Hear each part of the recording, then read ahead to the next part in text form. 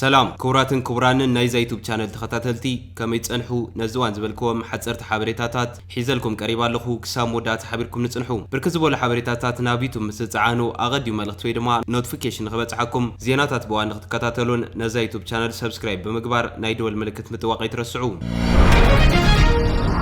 اسرائيل ابقازا حخيم بيجيغا كمز قتلت امينا سراويت اسرائيل ب23 مغابيت ابدوا قازا 15 سرتنياتات حصوص راديت مقتالهم جيغا خمز خونه امينو قافلاي محبر قيح ورحي فيلسطين PRCS امبولانساتن ماكينه حورات هاجرات كابسو بيلاو مكلخال قازا زمصت ناي مطفات حو ماكينان ابكباب رافح تخص تخفيتهم اسرائيل فلما اتناي مخاين قافلاي صلماتن كلو بزي مبراتي بزطراتر منغدي غعس سلازنبره وتادرات تهاجر تخص كم تخفتو غليصالا بتوسخ قدم حجي مسراويت زتوادد وي دما اب سمم زتبصحلو منقسقاس كم زي نبري تحبير زلوم بحد كابتوم زتقتلو تحغاغز تحخايم زتقدح ناي موبايل تليفون تنقسقاس سالي اتن مخاين زقسلا سبات نمحغاز نزتغبره صاوعيد كملس خلوا برغص مبراتي ولعن كم زنبره زريو حلتات مكلخال اسرائيل بوحدو 6 كابتوم حخايم مس حماس متاسسار كم زلوم يغلط كساب حججن زخونه مرتوع يقربن اتوم وتادرات تخص خفتو كلو عدك كم زي نبرهم دما يامن اتفلما بنيويورك تايمز تزرغح بموبايل استقرت فيديو اتن مخاين اب ترغيا دويلن كلوا بزي متنقاتا تخصك جمر كلو زريو اتتنقسقاس سالي نلعل 5 دقائق زقصل كوينو اترفات رادوان زتبهله حجاز حكيم دمص وتادرات اسرائيل نابتن مخايم قدم مقرابو ناي موداتا صولت كغبر تسمعو حدل علوي ازز سراويت مكلخال اسرائيل تمال سنبت نغازيطنياتات ابزهابو مغلصي اتم وتادرات اقديموم ابلعل 3 ابالات حماس زصعنا مخاين توكيسم كبزنبر حبيرلهم اتن امبولانس نابت كباب مسقربا تقوصاصرتي مكتتال اير نتوم امريت زنبر وتادرات بترطاره يغسغسا كمزلو حبيرموم اتن امبولانس اغون ماكينه حماس دو مسبلا اتم وتادرات اب حدغا خمزاتو بمغمات تخصو كفيتهم انت خونه كابتوم حصوص راديت غجلاعتو كمزنبر زحبر مرتوع يقربن اسرائيل تتن مخاين بزي مبراهتي يغعزا كمزنبر اقديما هيواتو زنبرت حساب جيغا خمزنبرت امينا ات فيديو كمزريو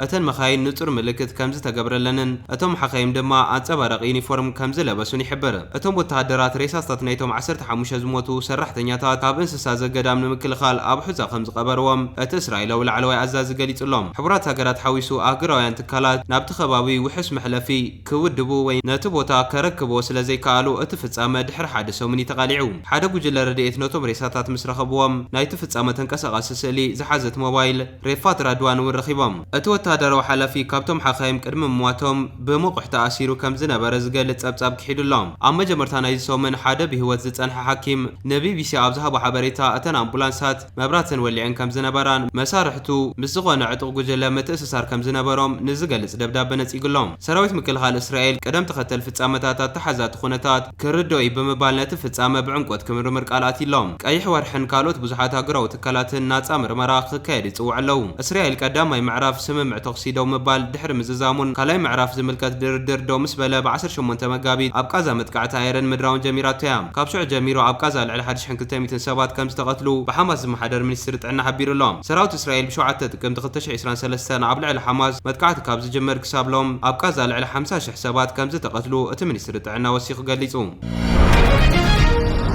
بريزيدنت امريكا دونالد ترامب عمل امريكان اوروبان زلعله تقاومه قطيمهم ملا امريكا ابزركبا ختماتات انصار بريزيدنت ترامب بزحات سلفنياتات ناب غدنا زوصو خوينهم از دما ات بريزيدنت اول حطري سلطان كابز حزن دحار ابتا هاجر زعبي سلفتات تقاوميهم اتهم قدفنا زبل ناي تقاومه مدب زوطنو اب كلن 50 غزاتات امريكا اب 1200 بوتاتات سلفن مكياد زعلميو دروت مال قدام اب كتما بوسطن شيكاغو لوس انجلس نيويورك واشنطن ديسن كالوت كتماتات باشعه قصر سبات ترخيبهم نيرم سلفنياتات كمحبراو كساب قطباو غدايات ابلع لترامب زلوم قريتات قيسهم الله ترامب امريكا ابلع لمبزحتن هاجرات عالم قرص كتسلع مخانا دحر مواجو كاب امريكا وصاون اب لندن باريسن برلين حويسو متخخاب تخايديوم اب بوسطن جلس الفنياتات ابلع لتماري يونيفرسيتي امريكا بز تخايدو فري اميغريشن زتدفافو خوينم ازد ما ماسرتن مسغاغونا صعيبو كم زلو غليصم الله تمهاري تحقي كيت سيميز نمعخنا زينا ابزابو تحبريتا روميسا اوز تورك بز تفصم ماسرتي كم زتدفافاتيا غليصام ابزح ዝሓለፈ ወርሒ ኣብ ጥቃ ቦስተን ከባቢ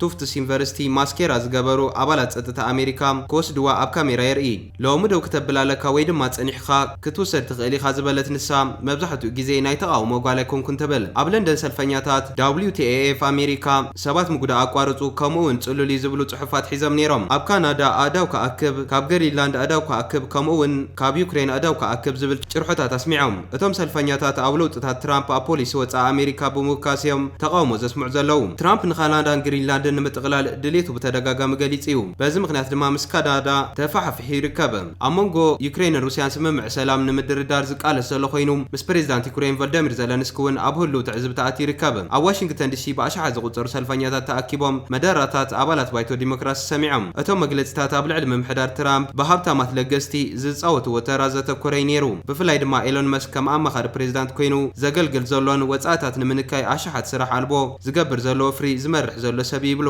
ኣባላት ኮንግረስ ፍሎሪዳ ማክስዌል ፍሮስት ቢሊዮነር ንመንግስተኛታት ተቆጻጺርዎ ክብል ኮኒኑሎም ካብ ህዝቢ ክትሰርቕ ከለኻ ህዝቢ ከለዓል ግድን እዩ ኣብ መሃብ ድምፅን ሳንዱቕን ኣብ ጎደናታትን ክብል እውን ዓዊሉ ተዛሪቦ ገለ ዳሃሳታት ከም ዘመላኽትዎ ቅቡልነት ፕሬዚዳንት ትራምፕ እናነከ ይሓድራሎም ኣብ መጀመርታ ናይዚ ሶምን ዝተዘርግሐ ሓደ ዳሃሳስ ሮይተርስ ኢፒሶስ ቅቡልነት ትራምፕ ናብ 43% ከም ዝወረደ እዚ ድማ ትራምፕ ኣብ ወርሒ ጥሪ ካልኣይ እዋን ስልጣን ኣብ ዝጅምር እቲ ዝወሓደ ነጥቢ ምዃኑ ኣረጋጊጹ ብዕለት 20 ጥሪ ስልጣን ክርከብ ከሎ ደረጃ ተቐባልነቱ 47% ነይሩ ተመሳሳሊ ዳሃሳስ ከም ዘመላኽቶ 37% ኣሜሪካውያን ነቲ ኣብ ቁጠባ ዘለዎ ኣተሓሕዛ ክድግፍዎን ከለው 30% ድማ ነቲ ኣብ ኣሜሪካ ንዋጋ መነባበሮ ንምፍታሕ ዝጥቀመሉ ስትራቴጂ ከም ዝድግፉ ይሕብር ካልእ ኣብ ቀረባ እዋን ካብ ሃርቫርድ ካፕስ ሃሪስ ዝተገብረ ዳሃሳስ ከም ዘመላኽቶ 49% ካብ ምዝጉባት መረፅቲ ንኣፈጻጽማ ትራምፕ ኣብ ስልጣን ከም ዘጽድቕዎ እዚ ድማ ካብቲ ዝሓለፈ ወርሒ ዝነበረ 52% ቁሩብ ዝወረደ ይብል ተመሳሳሊ ዳሃሳስ ግን 54% መረፅቲ ካብቲ ጆ ባይደን ከም ፕሬዚደንት ዝገበሮ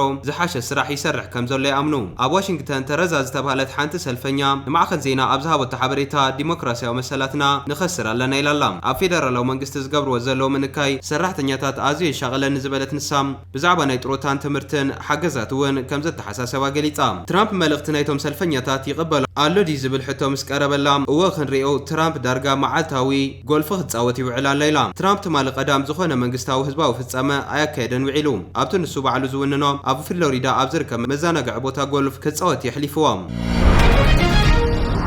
ኣብ ክልል ትግራይ ዝቐጸለ እዋናዊ ወጥሪ ናይ ደገ ሓይልታት ንኽተኣታተው ዕድላት ይፈጥራሎ ብዝብል ተሓቢሩ ኣብ ሽግራት ክልል ትግራይ ናይ ደገ ሓይልታት ብኣስገዳድ ምትእትታው ክገብሩ ከም ዝኽእሉን ናይ ደገ ሓይልታት ተሳትፎ ንምግባር ይተኣታተው ኣለዉ ክብሉ ሌተናል ጀነራል ታደሰ ወረደ ዝሓበሩ ኮይኖም ትማሊ ኣብ መቐለ ሓወልቲ ሰማዕታት ንመምህራንን ንኣመራርሓ ትምህርትን ሽልማት ኣብ ዝተዋሃበሉ ፕሮግራም ተዓዲሞም ኣብቲ ቦታ ዝተረኽቡ ምክትል ግዜያዊ ምምሕዳር ክልል ትግራይን ሓላፊ ቢሮ ጸጥታን ዝኾኑ ጀነራል ታደሰ ወረደ ከምዚ ዝኣመሰሉ ሽልማት ኣብ ካልኦት መዳያት ክቕጽሉ ከም ዘለዎም ብምሕባር ክልል ትግራይ ኣብ ዝለዓለ ፖለቲካውን ኢኮኖሚያውን ማሕበራውን ቅልውላው ከም ዝኣተወት ብምልዓል ኣብ ውሽጥና ዝተፈጥሩ ሽግራት ድጋፍ ካብ ናይ ደገ ሓይልታት ንኽነናዲ ምክንያት ኣይክኾኑናን ግን ከዓ ኣብ ውሽጥና ዘሎ ሽግር ተጠቒሞም ብሓይሊ ኣብ ኩነታት ተኽልል ምትእትታው ክገብሩ ይኽእል እዮም ክብሎ ተሓሳሲቦም ኣብ ክልል ትግራይ ዝሰዓረ ይኹን ዝተሰዓረ ሓይሊ የለን ስለዚ ትግራይ ተዓዋቲት ንምግባር ኩልና ከንሻሙ ይግባእ መንቀሊ ሽግራት ክልል ትግራይ ፖለቲካዊ ከም ምዃኑ ሰላማውን ፖለቲካውን መፍትሒ ዘድልዮ ናይ ትግራይ ሽግር ብኻሊ መገዲ ንምፍታሕ ምፍታን ተቐባልነት ኣይክህልዎን ዝበሉ ጀነራል ታደሰ ወረደ ዘጋጠመ ኩነታት ናይ ሓደ ውልቀ ሰብ ወይ ድማ ናይ ሓደ ውድብ ዘይኮነስ ናይ ኩልና ብምዃኑ ብሓባር ክንፈትሖ ይግባእ ድሕሪ ምባል ነበር ኣመራርሓ ግዜያዊ ምምሕዳር ክልል ትግራይ ግዜ ሓሊፍዎ እዩ ብሓድሽ ክትካእ እዩ እዚ ስለ ዝኾነ ከዓ ተተካእ ግዜያዊ ምምሕዳር እውን ዘይተዛዘሙ ስራሕቲ ናይ ምዝዛምን ሽግራት ናይ ምፍታሕን ሓላፍነት ዝርከብ ብምዃኑ ኣብዚ መዳይ ናይ ፖለቲካ ፓርቲታትን ካልኦት ኣካላትን ነዚ ዝቐውም ሓድሽ ግዜያዊ ምምሕዳር ድጋፍ ክህቡ ከም ዝግባእ ኣመላኺቶም በቲ ኻሊእ ወገን ግዜያዊ ምምሕዳር ክልል ትግራይ ፕሬዚዳንት ኣቶ ጌታቸው ረዳ ካብ ዱባይ ናብ ኣዲስ ኣበባ ከም ዝተመለሱ ዝተሰምዐ ኮይኑ እቶም ግዜያዊ ምምሕዳር ብዙሕ ላዕልን ታሕትን ተጻዊረ ፕሬዚዳንት ኮይነ ክመርሕ ምስ ጀመርኩ ኣብ መዓልታት ውሽጢ ከዳዕ ዝብል ሽም ተዋሂብኒ ክብሉ ዩኤምዲ ምስ ዝተባሃለ መራኸቢ ኣብ ዱባይ ቃለ መሕተት ዘካየዱ ኣቶ ጌታቸው ሕጂ እውን ክልል ትግራይ ቅጥዑ ኣብ ዘይተፈለጠ ወጥሪ ትርከብ ድሕሪ ምባል ብርክት ዝበሉ ነበርቲ ክልል ትግራይ ኣብ ዝለዓለ ጭንቅን መከራን ከም ዝርከቡ ብምሕባር ብመሰረት ውዕሊ ሰላም ፕሪቶርያ ግዜያዊ ምምሕዳር እንትጣየሽ ቀዳማይ ሚኒስትር ኢትዮጵያ አብይ አሕመድ እቲ ኩነታት ብምምራሕ ዝለዓለ ብጽሒት ዝነበረና ስራሕ መካየድቲ ናብ ናይ ሓላፍነት ቦታ ንኽንዲብ ድሌት ነይርዎም ድሕሪ ምባል እዚ ሓሳብ ንሶም ዋላ እኳ ተተቐበልዎም ዝተረፉ 4 ስራሕ መካየድቲ ኣካላት ናይ ቀዳማይ ሚኒስትር ኢትዮጵያ ሓሳብ ከም ዝነጸግዎ ብምዝኽኻር ጊዜያዊ ምምሕዳር ንምጥያሽ ን4 ወርሕ ኣድላይ ዘይኮነ ክትዓት ድሕሪ ምክያዱ ድሕሪ ብዙሕ ላዕልን ታሕትን መጋቢት 21 2015 ኣቆጻጽራ ግእዝ ተጣይሹ ብፕሬዝደንትነት ምምሕዳር ምስ ጀመርኩ ግና ሽዑ ዝገጠመኒ ናተይ ካብ ዝብሎም ሰባት ከዳዕ ዝብል ሽሚ ነይሩ ክብል ገሊጾም ጡረታ ዘይፍቀደላ ክልል ተሃልያ ክልል ትግራይ ጥራሕ ዝበሉ ኣቶ ጌታቸው ረዳም ቅድሚ ኩናት ምውልዑ ኣብ 2012 ኣቆጻጽራ ግእዝ 800 ሚልዮን ብር ዝነበረ ናይ መንግስቲ ሰራሕተኛታት ማህያም ጊዜያዊ ምምሕዳር ተጣይሹ ስራሕ ካብ ዝጀመር ናብ ልዕሊ 1.2 ቢልዮን ከም ምባሉ ኣብታ ክልል ዘሎ ናይ ግዕዚና ኣሰራርሓ ዘርኢ ዝበሉ ኣቶ ጌታቸው ረዳም ኣብ ክልል ትግራይ ዘሎ ወናዊ ፖለቲካን ወጥርን መንቀሊኡ በይኑ ስልጣን ንኽቆጻጸር ድሌት ዘለዎ ጉጅለ ዘርእዮ ምንቅስቃሲ ክብሉ ምንቃፎም መራኸብቲ ሓፋሻት ጸብጺበን ኣለዋ ናብቲ ናይ መወዳእታ ዜና ምስ ንሰግር መንግስቲ ኢትዮጵያን ፖለቲከኛታትን ሞራትን ተሃገር ናብ ኤርትራን መንግስቲ ኤርትራን ባሕሪ ኤርትራን ዘነጻጸረ ዘረባታት ብማሕበራዊ መራኸቢታት ኣቢሎም ምሕላፍ ቀጺሎም ላለው ፕሮፌሰር ብሩክ ሃይለ ዝተባሃለ ኣብ ማሕበራዊ መራኸቢታት ታሪኽ ተመርኪሱ ዝወፀ ብዝብል ታሪኽ 100 ዓመትን 200 ዓመትን ተመሊስና ብዝብል ኣብ ዘልዕልዎ ሓሳባት ኢትዮጵያ ባሕሪ ይብጽሓዩ ዝብል ስነ ሞጎት ሒዞም ምቕራቦም ቀጺሎም ላለው ፕሬዝዳንት ብሩክ ሃይለ ዝተባሃሉ ውልቀ ሰብ ኣብዚ ክልተ መዓልታት ኣብ ማሕበራዊ መራኸቢታት ቀሪቦም ኤርትራ ትባሃል ሃገርን ኤርትራዊ ዝበሃል መንነትን የለን ክብሉ ተሰሚዖም ኣለው ብተወሳኺ ዶክተር ገላውዲዮስ ኣርኣያ ዝተባሃሉ ውልቀ ሰብ ምስ ብራኸሸው ኣብዙም ኣብ ዝሕለፍዎ መልእኽቲ ብዛዕባ ኤርትራን ባሕሪ ኤርትራን ዝተፈላለዩ ሓሳባት ከልዕሉ ተሰሚዖም ኣለው እዚ ከምዚ ኢሉ እንከሎ ጀነራል ስብሓት ኤፍሬም ኣብ ሓደ እዋን ብዛዕባ ሃገራውነት ኤርትራን ታሪኽ ኢትዮጵያን ዝተዛረቦ ዘረባ ምዘት ተሒዝና ብቪድዮ ኣቕሪብናልኩም ኣለና ናብቲ ቪድዮ ከስግረኩም 899 በፊት ኤርትራ የሚባል ሀገር የለም ባረ ነጋሽ ነው የሚባለው ኤርትራ ታዲያ እንዴት ሊባል ቻለ ሚሊዮን ስናይ የጣሊያን ፓርላማ ተሰብስቦ ኮሎኒያል አስተዳደር አቋቁሞ ከመጽዋም ወደ ላይ መጥተው አስመራ ላይ አስተዳደርና ርዕሰ ከተማውን አስመራ ላይ ያደርጉ ምን ስም እንስጠው ብለው ተነጋግረዋል ፓርላማ ምን ስም እንስጠው አንዱ ሳባ ነበር ተነጋገሩት ኩዊን ኦፍ ሺባ ሌጀንደሪዋ ሳባ ንግስተ ሳባ ማለት ነው አንዱ ቀረበው እሱ ነው በፓርላማ ተነጋገሩበት አንደኛው ደግሞ ሌላ ስም ሲመርጡ ኤሪትራ እንበለውን ያሉት ኤሪትሪያ ማለት ምን ማለት ነው ግሪክ ቃል ነው ሲተረጎም ሬድ ሲ ማለት ነው ቀይ ባህር ኤሪትሪዮስ ነው የሚባለው ከነ ግሪክ እና ሮማን ኢምፓየር ጀምሮ ያንን ለውሳኔ ያቀርቡ ሬድ ሲ ማለት ኤሪትሪያ ማለት ነው እንጂ የሀገር ስም አይደለም የህዝብ ስም አይደለም እስከምናውቀው ድረስ 1890 ላይ ነው ስም ሲያመጡ ወሰነ የጣሊያን ካቢኔና ፓርላማው በህብረት ወሰኑ ሲወስኑ አይ ይሄን ቴሪቶሪያችን አዲስ ቴሪቶሪ ኤርትራ እንበለዋሉ ስለዚህ ኤርትራ ብለን ስንነጋገር ከዛን አመት ወዲህ ነው እንጂ ወደዛ ኤርትራ የሚባል ሀገር የለም ወይም ኤርትራዊ ዜጋ የሚባል ህዝብ የለም ነው ባህረ ነጋሽ ነው የሚባለው አሉላ ነበሩ በፊት ገዢው ዶጋሊም አለ ያው የምታውቀው ነገር አለ ብዙ አለ አድዋ በኋላ የነበረው ሁኔታ ሁሉ በዝርዝር ብዙ ማየት እንችላለን ግን ያኔ ራሱ ኤርትራ የሚባል ሀገር የለም ኤርትራ የሚባል ሰው የለም ባጋድስ ቀይ ባህሪ ጉሮሮና እዩ አነ መስመትኩ